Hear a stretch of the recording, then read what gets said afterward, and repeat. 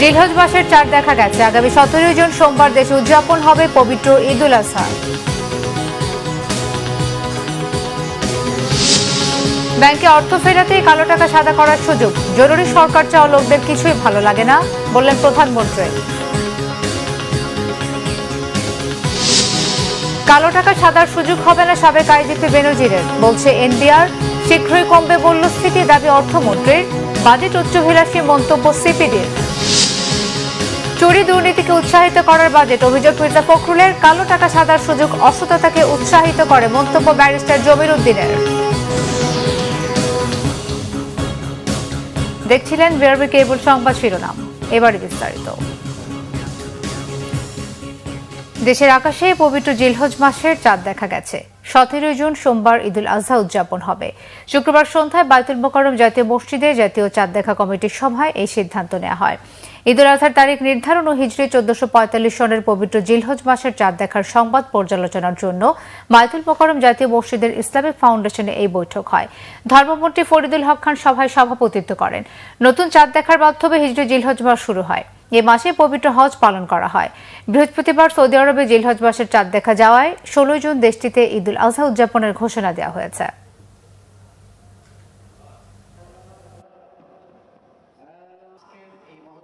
রংপুর বিভাগের পীরগাছা শুক্রবার সন্ধ্যায় বাংলাদেশের আকাশে পবিত্র জিলহজ মাসের চাঁদ দেখা যাওয়ার সংবাদ পাওয়া গিয়েছে। আলহামদুলিল্লাহ। এমত অবস্থায় আগামী 25শে জ্যৈষ্ঠ 1431 বঙ্গাব্দ 8 জুন 2024 খ্রিস্টাব্দ শনিবার থেকে 1445 হিজরি সালের পবিত্র জিলহজ মাস ঘোষণা শুরু হবে।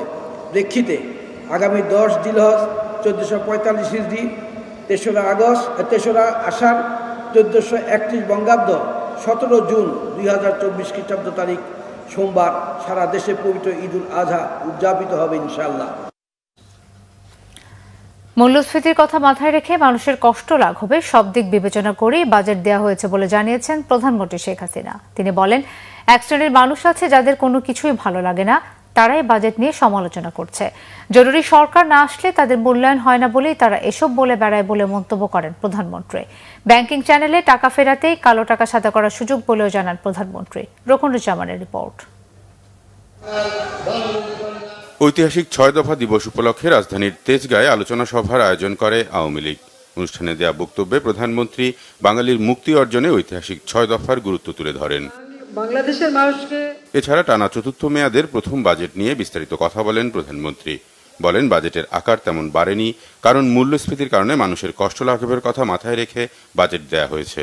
এই বাজেটে এবার কতগুলি মৌলিক চাহিদা, মানুষের মৌলিক যে অধিকার সেটাকে নিশ্চিত করার জন্য, যেমন শিক্ষা, স্বাস্থ্য, কৃষি, তারপরে দেশীয় শিল্প, সেগুলিকে এবং সামাজিক নিরাপত্তা, এইগুলিকে সব থেকে বেশি প্রাধান্য দেওয়া হয়েছে। আমাদের মানুষকে খাওয়াতে হবে আগে, আবার রিজার্ভ কত আছে না আছে সেটা বিবেচনা, আর দেশের মানুষের চাহিদাটা আবার পূরণ করতে হবে, সেদিকে লক্ষ্য রেখে আমরা পানির মতো টাকা খরচ করেছি। অনেকে হিসাব করছেন আগে এত % বেড়েছিল, এবার এত কম % বাড়লো কেন? হ্যাঁ, আমরা এখন সীমিতভাবে খুব সংরক্ষিতভাবেই আমরা এগোতে চাই, যাতে আমাদের দেশের মানুষের কষ্টটা না হয় এবং মানুষের যে প্রয়োজন সেটা আমরা মেটাতে চাই। সেদিকে লক্ষ্য রেখেই কিন্তু আমরা বাজেট সেইভাবে আমরা করেছি। বাজেটের সমালোচনাকারীদের উদ্দেশ্য নিয়েও প্রশ্ন তোলেন প্রধানমন্ত্রী। আমাদের দেশে যারা ওই যে কিছু ভালো লাগে না গ্রুপ আছে, তাদের ভালো না লাগাই থাক, ওগুলি কান দেওয়ার দরকার নাই। যখন কোনো অস্বাভাবিক সরকার আসে তখন তারা খুব খুশি হয়। মাশাআল্লাহ, আসলে খুশি ছিল। তত্ত্বাবধায়ক সরকার আমাদের খুশি ছিল, তাদের নাকি গুরুত্ব থাকে। মূল্যায়ন তো আমরা দেখেছি সেই কেয়ারটেকার সময় তাদের চরিত্র কিভাবে তেল মারে একটা অগণতান্ত্রিক সরকার যদি ক্ষমতা আসে তখন। কালো টাকা সাদা করার সুযোগের কারণ ব্যাখ্যা সহ বাজেটের আরো বিভিন্ন দিকের যৌক্তিকতাও তুলে ধরেন প্রধানমন্ত্রী শেখ হাসিনা। এটা শুধু কালো টাকা না, জিনিসের দাম বেড়েছে। এখন 1 কাঠা জমি যার সেই কোটিপতি, কিন্তু সরকারি যে হিসেব সেই হিসেবে কেউ বেচে না, একটু বেশি দামে বেচে, কিছু টাকা উদ্বৃত্ত হয়, কিন্তু এই টাকাটা তারা গুজে রাখে। তা গুজে যাতে না রাখে, সামান্য একটু কিছু দিয়ে টাকাটা আসলে পথে আসুক, জায়গা মতো আসুক, তারপরে তো ট্যাক্স দিতেই হবে। সেখানে আমি ঠাট্টা করে বলি যে মাছ ধরতে গেলে তো আদার দিতে হয় না? আদা ছাড়া তো মাছ আসবে না। সেইরকম একটা ব্যবস্থা এটা আসলে আগেও হয়েছে, সেই কেয়ারটাকে আমলেই শুরু করেছিল, আর পরেও প্রত্যেক সরকারই করে। আমরা এবারও সেই সুযোগটা দিচ্ছিলাম যে ঠিক আছে, তোমরা এই অল্প ট্যাক্স দিয়ে আগে টাকাটা তোমরা ব্যাংকে নিয়ে আসো। এছাড়া প্রতিকূল বৈশ্বিক পরিস্থিতির মধ্যেও দেশকে এগিয়ে নিতে সরকার কাজ করে যাচ্ছে বলে জানান সরকার প্রধান। এই যে পরিবর্তন। রুকুনুজ্জামান, বাংলা ভিশন, ঢাকা। এদিকে প্রধানমন্ত্রী শেখ হাসিনা বলেছেন, বিএনপি নির্বাচনে হেরে যাওয়ার ভয়ে আর যেন নির্বাচন না হয় সেই চক্রান্ত করে। শুক্রবার সন্ধ্যায় গণভবনে আওয়ামী লীগের উপদেষ্টা পরিষদের সভায় আওয়ামী লীগ সভাপতি প্রধানমন্ত্রী শেখ হাসিনা একথা বলেন। শেখ হাসিনা বলেন, নির্বাচন বানচালের আন্তর্জাতিক ষড়যন্ত্র ছিল। সেই ষড়যন্ত্রের সাথে বিএনপি যুক্ত ছিল বলেই তারা নির্বাচনে আসেনি। এমনকি নির্বাচনের পরও নতুন করে ষড়যন্ত্র ছিল। তবে সব ষড়যন্ত্র মোকাবেলা করে সুষ্ঠু অংশগ্রহণমূলক একটা নির্বাচন সরকার করতে পেরেছে। বর্তমান বৈশ্বিক সংকট মোকাবেলা করেই তার সরকার দেশের উন্নয়ন অব্যাহত রাখতে সক্ষম হয়েছে বলে দাবি করেন প্রধানমন্ত্রী শেখ হাসিনা।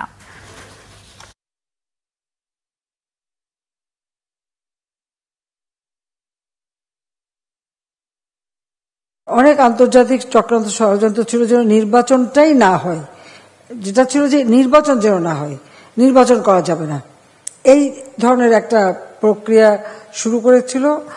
আর সেই জন্য বিরোধী দল ইলেকশনে আসবে না, কারণ তারা জানে ইলেকশন তো হবেই না। বিএনপির তো সমস্যা হচ্ছে যে তাদের নেতৃত্বের অভাব, আর ওই হেরে যাওয়ার ভয় বারবার ইলেকশন থেকে পিছিয়ে যায়, আর ইলেকশন যাতে না হয় সেই চক্রান্ত করে। এই চক্রান্ত তো ওদের, যাদের চক্রান্তের মধ্য দিয়ে জন্ম, তারা তো চক্রান্তই করবে, মানুষের ভাগ্য নিয়ে খেলবে। এটাই তো সন্ত্রাস, জঙ্গিবাদ, দুর্নীতি, এইগুলি তো ছিল, হাওয়া ভবন, এই সবই ছিল তাদের কর্মকাণ্ড। প্রস্তাবিত বাজেট জনগণকে স্বস্তি দেবে বলে দাবি করেছেন অর্থমন্ত্রী আবুল হাসান মাহমুদ আলী। শুক্রবার বাজেট উত্তর সংবাদ সম্মেলনে অর্থমন্ত্রী দাবি করেন, বাজেটে কর কমানোর ফলে এবছরই মূল্যস্ফীতি 6.5% নেমে আসবে। বাজেট ঘাটতি মেটাতে ব্যাংক ঋণের উপর নির্ভরতা নিয়ে টেনশনের কিছু নেই বলে উল্লেখ করেন তিনি। এনবিআর চেয়ারম্যান আবু হেনা রহমাতুল মুনিম জানিয়েছেন, অর্থ পাচার নিয়ন্ত্রণ সহ বিভিন্ন কারণে কালো টাকা সাদা করার সুযোগ দেওয়া হয়েছে। রিপোর্ট জিয়াউল হক সবুজের। রীতি অনুযায়ী বাজেট ঘোষণার পরদিনই সংবাদ সম্মেলন করেন অর্থমন্ত্রী আবুল হাসান মাহমুদ আলী। 6 মন্ত্রী, 1 উপদেষ্টা, 2 জন প্রতিমন্ত্রী এবং 4 সরকারি কর্মকর্তা নিয়ে একই মঞ্চে বসেন তিনি। গণমাধ্যম কর্মীদের প্রশ্নের জবাবে অর্থমন্ত্রী দাবি করেন, বাজেটে ব্যাংক ঋণের উপর নির্ভরতা নিয়ে টেনশনের কিছু নেই। সব সরকারই করে এবং উন্নত দেশে এর পরিমাণ অনেক বেশি। আমরা তো এবার 5% মধ্যে এটাকে ধরে রেখেছি, কাজে এটা এত কিছু ইম্পর্টেন্ট জিনিস নয়। তো এটা নিয়ে আপনার চিন্তার কোনো কারণ নেই। 10টি পণ্যের শুল্ক হ্রাস করা হয়েছে, 19টি পণ্যের সম্পূরক মূল্য প্রত্যাহার করা হয়েছে, 172টি পণ্যের সম্পূরক শুল্ক হ্রাস করা হয়েছে। এটা কিন্তু পর্যায়ক্রমে এই শুল্কগুলি হ্রাস করা হচ্ছে। এবং আপনারা এটাও লক্ষ্য করেছেন নিশ্চয়ই যে বাজেটের আকার আমরা কিন্তু অনেক কমিয়ে রেখেছি, যাতে করে এই কোনো প্রেশার না পড়ে প্রাইসের উপরে। অনুষ্ঠানে বেশিরভাগ প্রশ্নের উত্তর নিজে না দিয়ে অন্যের দিকে ঠেলে দেন অর্থমন্ত্রী। সরাসরি জবাব দেননি কালো টাকা সাদা করার সুযোগ প্রশ্নেরও। তবে এনবিআর চেয়ারম্যান জানান, নানা কারণে থাকা অপ্রদর্শিত অর্থ সাদা করতে দেয়া হয়েছে এই সুযোগ। মামলার কারণে সাবেক আইজিপি বেনজির আহমেদ এই সুযোগ পাবেন না। আমরা এই কথা বলি, কালো টাকা আলাদা প্রশ্রয় দেওয়া হচ্ছে। কালো টাকা যারা তৈরি করেন, কালো টাকা কিন্তু যারা তৈরি করেন তারা ইকোনমিতে ব্যবহার করার জন্য করেন না। কালো টাকা মূলত দেশের বাইরেই বেশি চলে যায় এবং বিভিন্ন ভোগবিলাসের কাজেই ব্যয় করে ফেলেন। ইকোনমিতে ব্যবহার করার জন্য কালো টাকার তেমনই হয় না। সো আমার মনে হয় আমরা সেই পয়েন্ট থেকে যে রিটার্নে একটি সুযোগ দেওয়ার জন্য এই অ্যামনেস্টির বিষয়টি রেখেছি। আগাম করে বলা যে না, তাকে আমরা জেলে দিব, ফাঁসি দিব, সেটাও সঠিক নয়। সে যতই অপরাধ করুক, বাংলাদেশের এক নাগরিক, তো নাগরিক হিসাবে তার যে অধিকার আছে সেটা থাকবে এবং বিচার ব্যবস্থাই এর সম্পন্ন করবে। সাংবাদিকদের বেশ কিছু প্রশ্নের উত্তর কৌশলে এড়িয়ে যান অর্থমন্ত্রী। দাবি করেন, সামাজিক নিরাপত্তা খাতের বরাদ্দে কোনো গোজামিল দেয়নি সরকার। আমরা তো কোনো রাজঘাট করিনি। জিয়াউল হক সবুজ, বাংলা ভিশন, ঢাকা। এদিকে বিশেষ পরিস্থিতিতেও প্রস্তাবিত বাজেট গতানুগতিক, লক্ষ্য সুনির্দিষ্ট নয়। আর বাজেটে নেওয়া পদক্ষেপগুলো অপর্যাপ্ত ও দুর্বল বলে মনে করে Centre for Policy Dialogue CPD. শুক্রবার বাজেট নিয়ে আনুষ্ঠানিক প্রতিক্রিয়া গবেষণা সংস্থাটি আরও বলছে, জিডিপি অর্জন কিংবা মূল্যস্ফীতি নিয়ন্ত্রণের লক্ষ্যমাত্রা কোনোটাই অর্জিত হবে না 2024-25 অর্থ বছরে। সরকারি ব্যয় না কমিয়ে জনগণের ব্যয়ের ক্ষেত্রে সংকোচনমূলক নীতি গ্রহণ করা হয়েছে। এটি জনগণের জন্য দুর্ভাগ্যজনক বলছে সিপিডি। রাজধানীতে বঙ্গবন্ধু আন্তর্জাতিক সম্মেলন কেন্দ্রে মিডিয়া ব্রিফিংয়ে সিপিডি আরও বলছেন, যারা বৈধ উপায়ে আয় করেন তাদের সর্বোচ্চ 30% কর দিতে হবে, আর যারা অবৈধ উপায়ে সম্পদ অর্জন করেন তাদের 15% কর দিয়ে বৈধ করার বিধান সামাজিক ন্যায্যতা হয়নি। গবেষণা প্রতিষ্ঠানটি বলছে, সরকারের ব্যাংক থেকে ঋণ নেওয়ার লক্ষ্যমাত্রা চিন্তার বিষয়, কারণ এতে বেসরকারি খাত ক্ষতিগ্রস্ত হবে। রাজস্ব আদায় পরিকল্পনা বাস্তবসম্মত নয় বলে মনে করে সিপিডি। প্রতিষ্ঠানটির নির্বাহী পরিচালক ডক্টর ফাহমিদা খাতুন বলেন, অর্থনীতি দুর্বল অবস্থা মেনে নিয়ে বাস্তবতার নিরিখে বাজেট প্রণয়ন করা হলে যৌক্তিক হতো।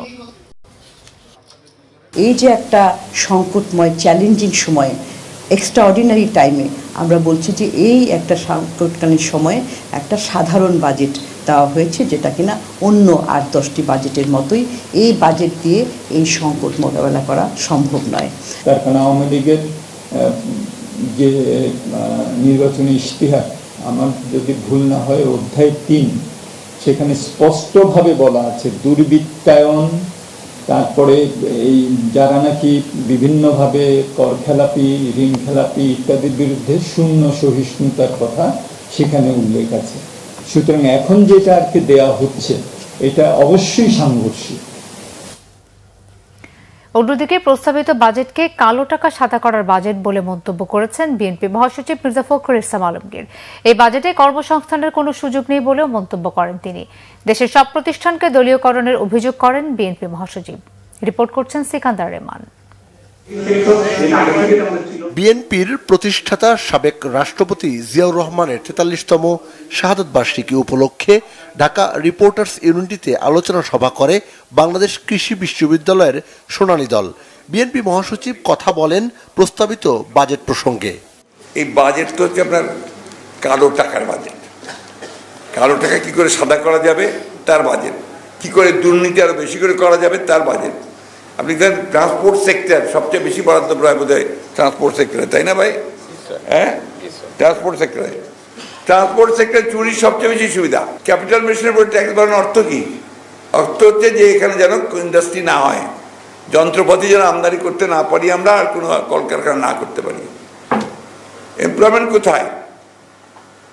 আপনার মানুষ কর্মসংস্থান কোথায়? মানুষ কাজ পায় না। ঢাকা শহর থেকে আমাদের যারা এখানে ছোটখাটো ব্যবসা বাণিজ্য করতো, চাকরি চাকরি করতো, তারা সব গ্রামের দিকে চলে যাচ্ছে। গ্রামের দিকে গিয়েও তো লাভ নাই, সেখানে কোনো কাজ নাই। ভারতের নির্বাচনের বিষয়ে কথা বলেন মির্জা ফখরুল। তিনি অভিযোগ করেন পরিকল্পিতভাবে বাংলাদেশের সব প্রতিষ্ঠানকে ধ্বংস করা হচ্ছে। ভারতের শাসক গোষ্ঠী ভাবছিল যে তারা 400 বেশি আসন পেয়ে যাবে, পেয়ে গিয়ে তারা তাদের যে ইচ্ছিত লক্ষ্য, ভারতের যে আপনার হিন্দুত্ববাদকে সংবিধান পরিবর্তন করে প্রতিষ্ঠা করা, সেটার দিকে তারা এগিয়ে যাবে। ভারতের মানুষ কিন্তু এই নির্বাচনের মধ্য দিয়ে তাদের রুখে দিয়েছে। এইটাই হচ্ছে আপনার গণতন্ত্রের লাভ, এটাই হচ্ছে আপনার সত্যিকার অর্থেই ইনস্টিটিউশন ডেভেলপ করার লাভ। একটা নির্বাচনের ইনস্টিটিউশন আছে সেখানে। আমাদের সব কিছু ভেঙে দিয়েছে, না কিচ্ছু রাখেনি। নির্বাচন যে ইনস্টিটিউশন তাকে ভেঙে দিয়েছে, বিচার বিভাগের স্বাধীনতা তাকে বিনষ্ট করেছে, আপনার প্রেসের মিডিয়ার যে স্বাধীনতা তাকে ধ্বংস করে দিয়েছে, আমলাতন্ত্রকে পুরোপুরিভাবে কুক্ষিগত করেছে। এদিকে বিএনপির স্থায়ী কমিটির সদস্য ব্যারিস্টার জমির উদ্দিন সরকার বলেছেন, বাজেটে কালো টাকা সাদা করার সুযোগ দিয়ে দুর্নীতিকে প্রশ্রয় দেওয়া হচ্ছে। শুক্রবার সকালে জাতীয় প্রেস ক্লাবে সাবেক অ্যাটর্নি জেনারেল এজে মোহাম্মদ আলীর স্মরণ সভায় তিনি একথা বলেন। সিকান্দার রেহমান, বাংলা ভিশন, ঢাকা। এমপি আনোয়ারুল আজিম আনার হত্যায় নেপালে গ্রেফতার আসামি সিয়াম কলকাতা পুলিশের হেফাজতে রয়েছে। তারা সিয়ামকে জিজ্ঞাসাবাদ করছে বলে জানিয়েছেন ডিএমপি কমিশনার হাবিবুর রহমান। শুক্রবার ডিএমপির মিডিয়া সেন্টারে ঢাকা মহানগর পুলিশ কমিশনার জানান, দুই দেশ অত্যন্ত গুরুত্ব দিয়ে মামলাটি তদন্ত করছে। তবে ঘটনাস্থল আর হত্যা মামলাটি ভারতে হওয়ায় তদন্ত কাজে তাদের দাবি বেশি। এদিকে ঈদুল আজহায় সার্বিক নিরাপত্তার পাশাপাশি কোরবানির পশুর হাট কেন্দ্রিক সর্বোচ্চ নজরদারির কথা জানান ডিএমপি কমিশনার। বলেন, কোনো বিশৃঙ্খলা সহ্য করা হবে না। অনলাইন কেন্দ্রিক হাটে প্রতারণা ঠেকাতেও সতর্ক থাকবে পুলিশ। এক হাটের গরু অন্য হাটে নেওয়া হলে কঠোর ব্যবস্থা নেওয়া হবে বলেও জানান তিনি। সংবাদ শেষ করব, বিআরবি কেবল শিরোনামগুলো আরো একবার জানিয়ে। জিলহজ মাসের চাঁদ দেখা গেছে। আগামী 17 জুন সোমবার দেশে উদযাপন হবে পবিত্র ঈদুল আজহা। ব্যাংকে অর্থ ফেরাতেই কালো টাকা সাদা করার সুযোগ। জরুরি সরকার চাওয়া লোকদের কিছুই ভালো লাগে না, বললেন প্রধানমন্ত্রী। কালো টাকা সাদার সুযোগ হবে না সাবেক আইজিপি বেনজিরের, বলছে এনবিআর। শীঘ্রই কমবে মূল্যস্ফীতি, দাবি অর্থমন্ত্রীর। বাজেট উচ্চাভিলাষী, মন্তব্য সিপিডির। চুরি দুর্নীতিকে উৎসাহিত করার বাজেট, অভিযোগ মির্জা ফখরুলের। কালো টাকা সাদার সুযোগ অসততাকে উৎসাহিত করে, মন্তব্য ব্যারিস্টার জমির উদ্দিনের। এই ছিল এখনকার মতো। পরের সংবাদ সকাল 7:30টায় দেখার আমন্ত্রণ রইল।